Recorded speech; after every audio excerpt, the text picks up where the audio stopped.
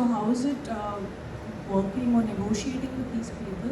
Also, a lot of startup founders in India are already young people. So is it some of you guys as well? You know? So is it easier, difficult to deal with them in terms of work culture, in terms of negotiation, in terms of the hours?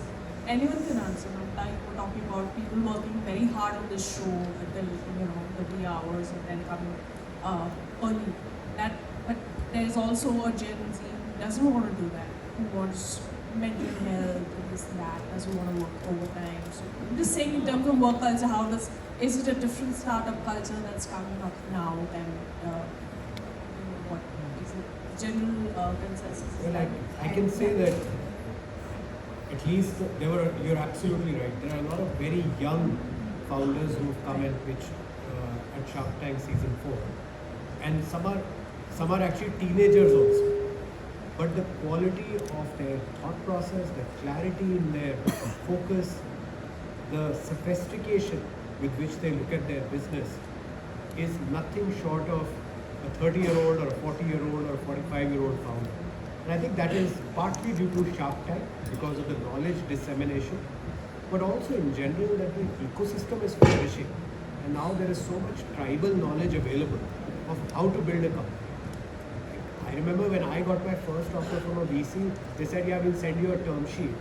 First thing I did was went and Googled what is a term sheet. Right? Now things are different. They know everything. They know all the terms, all the rights, all the... जैसे हम बोलते हैं show पे अच्छा unit economics बोलते ही और धर gross margin marketing shipping cost this that etcetera so I think the level of sophistication is very very high even amongst the youngest of founders that are coming on. और उनके WhatsApp groups भी हैं communities के। आजकल क्या हुआ है, पहले के जो शार्क टैंक के फाउंडर्स हैं ना, उनका एक व्हाट्सएप ग्रुप बना हुआ है। एक तो व्हाट्सएप ग्रुप में मुझे भी किसी ने ऐड किया, फिर मैंने बोला कि शायद मुझे सारे सीक्रेट्स पता चल रहे हैं, तो उन्होंने फिर मुझे हटा दिया। कोई बात नहीं, मतलब मैंने ही and you will be happy to know that the women especially, they're fearless now.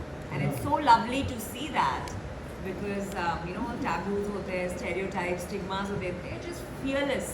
आप देखेंगे season 4 में some of the ideas, some of the pitches, the way they talk, it's beautiful to see that. I'll give you one statistic.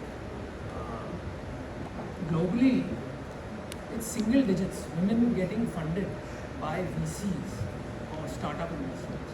Low single digits. Shark Tank India में आप guess कीजिए कितना होगा with at least one woman co-founder. It's 50%, close to 50%. That is nowhere else you will see that in any VC's portfolio in this country also. So that's what we. So people are able to learn through all these communities, these other women founders who are funded, and that allows them to keep getting better. This year you have one company, I can't name which one, which is set up by teens, early tweens, with close to 100 crores of sales and growing. Started only a year back. I actually believe and I predict that in next 10 years you will see a company that came to Shark Tank, early stage, 0, 5-10 crore की company, and will become a 10,000 crore company. Just seeing the company themselves. Next question. Hello sir, my name is Ram from Marsh Adams. Hello. मेरा question अनुपम sir से है। हाँ जी। Yes, so sir एक perception है, आप हमेशा आपके पिच में बोलते हैं कि धंधा कितना करोगे, बहुत बार आपने बोला है। सो एक परसेप्शन है कि शार्क टैंक में या इन जनरल जो स्टार्टअप इकोसिस्टम जो रिसेंटली चालू हुआ है उसमें कंपनी लाइफ लॉन्ग नहीं चलती है, या रिलायंस लाइक टाटा की सालों साल जनरेशन टू जनरेशन बिजनेस करती आ रही कंपनी, स्टार्टअप्स बहुत टाइम नहीं चलते, ऐसा परसेप्शन है। तो शार्क टैंक इंडिया और एज अ यू शार्क ये परसेप्शन चेंज करने के लिए आपका क्या व्यू है, या ये परसेप्शन कैसे चेंज हो सकता है? देखिए, आई डोंट नो कि ये परसेप्शन चेंज करने की ज़रूरत है, क्योंकि ऐसा है कि expecting all startups to work मतलब कुछ गलत हो रहा है। स्टार्टअप्स का डेफिनेशन ये है कि आप स्टेटस को चैलेंज कर रहे हैं, तो अगर फेलियर रेट हाई नहीं है इसका ये मतलब है कि आप चैलेंज इनफ नहीं कर रहे। You understand what is? तो ये हमको लगता है इंट्यूटिवली कि ज़्यादा से ज़्यादा स्टार्टअप सक्सीड होना चाहिए, बट इन रियलिटी अगर बहुत ज़्यादा सक्सीड हो रही है तो आप ज़्यादा इनोवेशन नहीं कर रहे हो, आप ज़्यादा चीज़ ट्राई नहीं कर रहे। When you're doing extreme innovation and creativity, failure rate has to be high, right? So that must be encouraged. The question is, क्या हम 100 कंपनी 1000 कंपनी को फंड करके 5-10 ऐसी कंपनी बनाते हैं दैट आर जेनरेशनल। तो आज अगर आप हमारी मार्केट में आप देखेंगे, IPO मार्केट पिछले 2-4 साल में कुछ कंपनीज पब्लिक गई है। Yes, some are not doing well, but if you look at a handful of them, उन्होंने इतना wealth create किया। अभी स्विगी का हुआ, Zomato is already public, Policy is and many others, right? Countless companies. These have all come because of the thousands of other failures. तब जाके ये गिने चुने companies बनी। So we must encourage failure. The question, second question is, जो fail हो जाते हैं startups, क्या उनको एक और chance मिलता है? In fact, आप देखोगे तो आजकल VCs and investors such as ourselves, we look for people जो फेल हो चुके हैं, क्योंकि वो ऑलरेडी सीख चुके हैं और किसके पैसे पे, मेरे पैसे भी शायद खराब ना हो, राइट? बहुत बार ऐसे ही परसेप्शन होता है कि ये नंबर्स का ही गेम है। मतलब आप हमें जैसे कि रियल में बिजनेस इट मीन्स प्रॉफिट, तो कितना प्रॉफिट कमाओगे ये गेम है बिजनेस का। मगर परसेप्शन ऐसे ही क्रिएट होता है कि ये नंबर्स का गेम है, 50 करोड़ 100 करोड़, बट प्रॉफिट देखा जाए तो कम होते हैं। तो ये परसेप्शन होता है, तो इसलिए बहुत बार शार्क टैंक या कोई भी बिजनेस व्यू को थोड़ा नेगेटिव सेक्शन में ही देखा जाता है। तो ये व्यू चेंज करना आप क्या कह रहे हैं, वैल्यूएशन की बात कर रहे हैं? या I think you talk about valuation. Valuation या टोटल कंपनी वैल्यू के 100 करोड़ या 50 crore. I understand what you are saying. आप ये कह रहे हैं कि वैल्यूएशन चेस कर रहे हैं लोग और इसलिए उसको नेगेटिवली देखा जा रहा है, एंड आई थिंक वो ट्रू था एंड कुछ हद तक अभी भी है। अगर आप देखोगे every cycle of funding goes through waves, एक पीक आता है फिर एक डाउनफॉल भी आता है। तो 21 में हमारा जो VC इकोसिस्टम है काफ़ी पीक आता है, सब कंपनीज की वैल्यूएशन भाग रही थी, बहुत ऊंची हो गई थी, तो काफ़ी फ्रॉथीनेस था, आप बबल भी कह सकते हैं। लेकिन अभी वो क्लियर होने को 2-3 साल लगते हैं। आप 24-25 में देखेंगे, जैसे कुछ लोग कह रहे थे, बट इस साल अगर कंपनीज को देखोगे आप जो शार्क टैंक में आई, they are real companies at 15-20 crore revenue, वो 2-4 करोड़ रुपया प्रॉफिट भी निकालते हैं।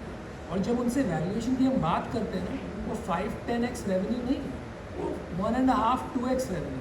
तो काफ़ी हद तक लोग ज़मीन पर आ गए। But you want that cycle, क्योंकि वो साइकिल जब ऊपर जाता है ज़्यादा से ज़्यादा कंपनीज फंड होती हैं, and that's exactly what you need to create a wide and deep ecosystem. So it's not a bug, it's a good thing. Okay. Sir please next question please. इसके पास हमें Hi, you're this side. Ji. Hi, this is Samira from Viral Bhayani. So my question is to Ritesh and Anupam. The first question is, आप दोनों को लगता है कि आप दोनों एक दूसरे के कॉम्पिटिटर हो? रितेश और अनुपम। Yes. नहीं, मैं तो समझता हूँ कि अनुपम तो ट्रू OG है इंडियन इंटरनेट के। उन्होंने बिजनेस शुरू किया अर्ली 2000s में और इतना अच्छा बिजनेस बनाया है जिसने इंस्पायर किया हमारे जैसे कितने एंटरप्रेन्योर्स को। I think she means business wise. Yes, business wise. Because जब हम देखते हैं आपकी हिस्ट्री पढ़ते हैं और इनकी हिस्ट्री पढ़ते हैं, तो आपका एज अ जज शार्क टैंक में रिचेस्ट जज आता है और इनका नहीं आता है। सो वही क्वेश्चन है कि आप कभी आप उनको समझते नहीं। मेरे को लग रहा है My शादी God. और फॉलो जाते हो इसका ऐसा नहीं